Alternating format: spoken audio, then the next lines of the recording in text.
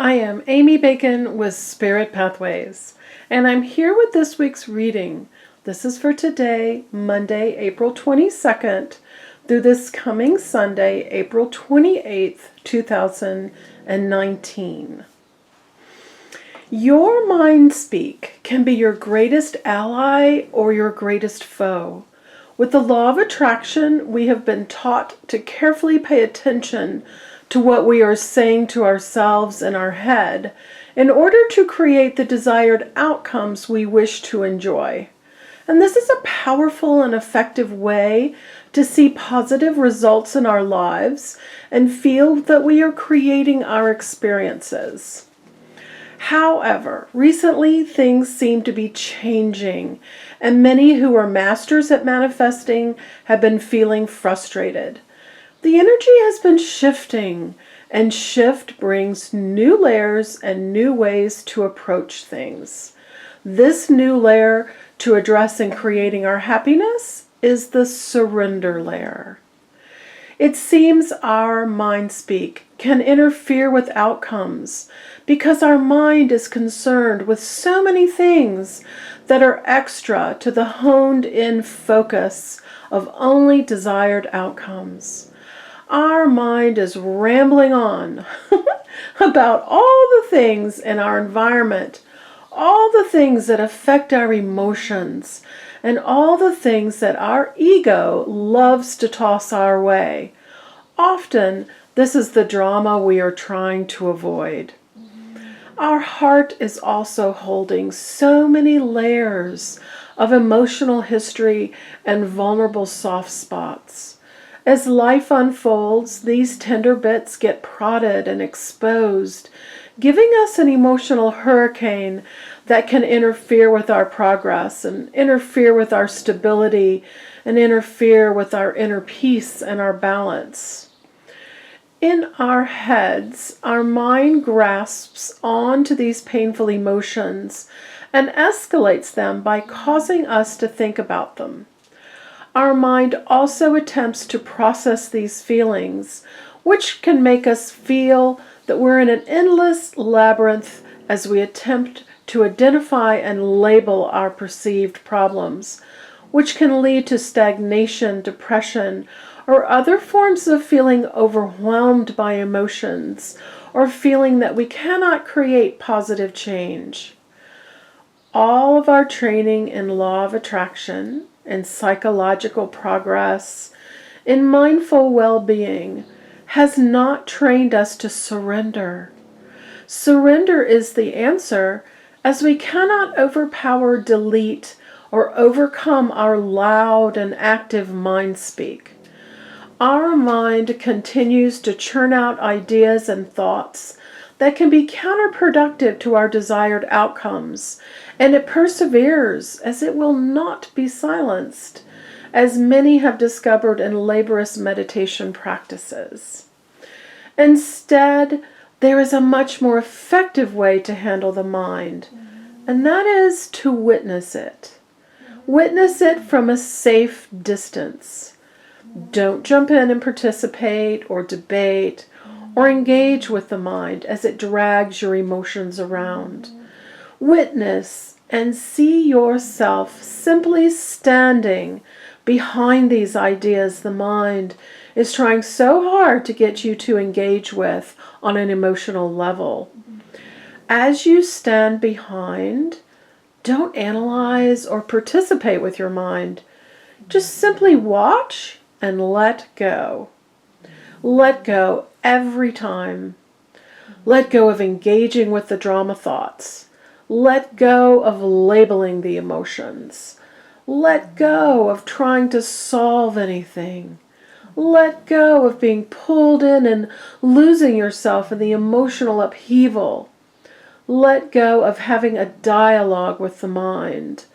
Let go of the memories that have caused the emotions, and let go of the emotions themselves. Just let it all go. Let go in the truest realization that in your surrender, the divine can step in and give you the innocence of all your joy and happiness. You no longer need to control anything. And all control is resistance. It just stops all this right away. So no more control. Your surrender allows the goodness that is greater than anything you can conjure up to flow. Just let go and allow. And pay attention to what your mind is telling you. Many have created a nice and positive mind speak over the years of manifesting. But we all encounter times where our lives seem to be jumbled or confusing or not flowing along as we normally like them to. These are the times to practice surrender, to get back on track before you feel overwhelmed and stagnant. And this energy is always going to open up for you. That's the beauty. The temporary times of feeling stagnant and things not flowing. And I would love to give you a reading to personally address what is happening in your life and give you guidance for moving forward to your greatest happiness. And you're not on this path alone. You are surrounded by loving guides and guidance and assistance. And with the reading, we can connect to your own council of guides and divine help to give you answers and understanding for your life. All the information for your reading is on my website, spiritpathways.net. All right, let's toss these around and see what we get for this week. So I always like to set a little intention. Thank you for the absolute perfect 9 cards for the energy of this week. All right, and that snoring you hear in the background, that is my pug. My elderly pug Muffin. She's 13. She's going to be 14 on July 13th. She's very happy. She loves the energy when I do readings. So if you have a reading with me, you'll probably hear her snoring in the background then as well. All right. I don't know why I'm putting them down face. All right. Every week a little bit different. Keep you guessing. They are, for some reason, I feel I should put them down face up. All right. We're going to make them face up now. All right. Interesting. I'm going to lay these out, and then I'm going to go over each one to give you a complete reading for the energy of this week and how you can use it to your best advantage. Interesting flow of energy here. We're starting out with what has ended. What's ended? What's finished? What's that thing we can't resurrect?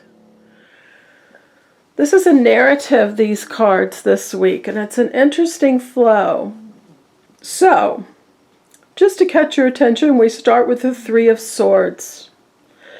Something's ended, something's done, something's finished, and you need to stop trying to resurrect whatever that thing is. And it could be just a mindset. It could be just an idea, as well as a circumstance or a situation or a relationship or a job or all kinds of things. This card applies to all kinds of situations and how you are intellectually approaching them. That's the Swords. Swords is intellect and wisdom and knowledge. And the 3 of Swords says, just stop trying to figure it out. Because it's done, it's finished. Let's start ahead. But they're not really flowing right yet, because then they give you the 8 of Swords. And here you are all wrapped up in your toilet paper. And you just wiggle and that toilet paper falls off and the blindfold falls off. And these swords stand for self-imposed limitations. But they're just in mucky mud and they fall over easily. So this is showing you that it's easy to release yourself from the things that you feel have been imposing upon you, the things that you feel have been holding you back, those ideas that maybe you've been focusing on that are no longer giving you the results that you need. This is, let's just start fresh and new. Let's get authentic. Let's stop trying to please other people or fulfill other ideas. This is like, let's walk away from that depression and that stagnation and that feeling of overwhelmment. Let's start fresh and new. And then, yes, we get the Page of Wands. The page is a messenger. So now things move forward. He says, ooh, see his focus on those little sprouts? He says, what is it that I want to grow? What is it that I want to sprout in my life? What do I want to begin with? Wands are fire, and they say take action. Take action on the things that you want to create. So he's giving you that message to go ahead and shift completely to the new energy, the idea that inspires you, the idea that's uniquely yours, the idea that deserves your focus. And then you forge a new path, this Eight of Cups. It's an emotional path. And it's more in alignment with where you want to be and who you are becoming.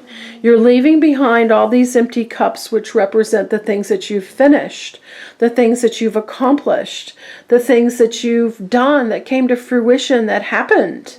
And now we're ready to move on. And, you can't really see where you're going here. So that's a lot about the surrender and the trust. Where you're going is going to always be better. We resist change, but change is always better. It brings you into better alignment with the things that you want to experience. You've got both the sun and the moon here. So that's your inner intuition combined with that outer shining the way that you want to shine in the world. So forge that path. Don't keep trying to make these things. Don't keep trying to revive them. This is right below this Three of Swords telling you these things are finished. So move on. Where you're going is better. But you can't carry the burdens with you. This Ten of Wands says, what is all this stuff that you've been carrying? What's all this baggage? This baggage doesn't belong to you, and you need to stop carrying that heavy load. So open your arms and just let it go. Let it go. Let all these sticks, each one, just fall and bounce on the ground as you step over them and walk ahead. Stop carrying burdens that don't belong to you. This is everyone else's ideas, everyone else's fears. Maybe a few of them are your own fears, but none of them are on this path ahead of you. This is just open the arms, let the burdens go, let the baggage go, don't keep dragging it. And then this Nine of Wands, these cards are getting you into alignment, powerful alignment this week. This is, I keep doing something, I keep working at it, it's a lot of work and I'm really weary. And, you can just keep going on with that. That's fine. You can keep persevering. But to me, this card always shows it's a better idea to just, again, walk away. Let's start fresh. This weary, I've got my little head bandage on, and I'm just so tired, and I'm kind of mad. This little face is just kind of exasperated. I don't need to keep doing this stuff. Let's just move on.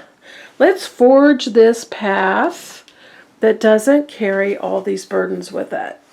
Then you get the fresh energy, the light energy, the energy that's so in alignment with this Page of Wands, all the things that you want to experience.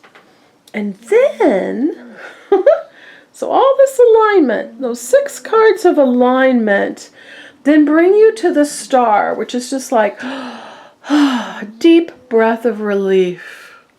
This is a very high goodness card. It's about good fortune and things happening the way that you want them to. Again, very specifically, uniquely aligned to your authentic dreams and wishes. This balance of 1 foot in the water and 1 foot on land And you know, she's hovering above the water. It's all very, very significant meanings here. And, you know, nourishing the water, being able to nourish the land, letting all these emotions go. She doesn't need adornment because she's perfectly comfortable with exactly who she is. Nothing really sort of needs to change there. Her basis is very, very strong and spiritual, and she knows what she wants to experience. And all these stars, that's what that stands for. They're holding the energy of your dreams and your wishes and your desired outcomes and your goals, all held safekeeping in this star. So when things get stressful and things get goofy, you can remember what you put in the star. You can remember this balance and all this goodness that assures you you're going to get the outcomes that you want. And then we have the Seven of Swords. Interesting energy in this card. Take what's yours and leave the rest. Don't keep secrets. Be mindful of what you leave behind. And don't let other people take your ideas. And, you know, in actuality, they can't. Because if that's your original idea, no one else is going to have success with it. Only you are. So this is sort of just emotional alignment for what it is you want to move forward with. What are the things that are on this little sprout right here that you want to create? And then another page, this page is giving you the message of money and health and all those material things that you want to enjoy. You know, if you want a new house, if you want a new car, if you want to improve something around you, redecorate, change your wardrobe, get a new haircut, all that emotional, material sort of thing coming into play for you. And it's going to build, you know, he's focused on this pentacle, which is money coming for you. This new path that you're forging, all this new goodness is going to bring you more money, going to bring you better health, going to bring you that alignment to your true authentic self, combining with this Page of Wands. What inspires you? What is your unique offering that you want to give? Because that's going to bring you the beginning, the page, the message of the money, and all the goodness. So there you go. The energy of this week and how you can use it to your best advantage. And I'm here for you. I would love to give you a reading. All the information for your reading is on my website, spiritpathways.net. And have a wonderful, wonderful week. And I will see you next week. Bye-bye.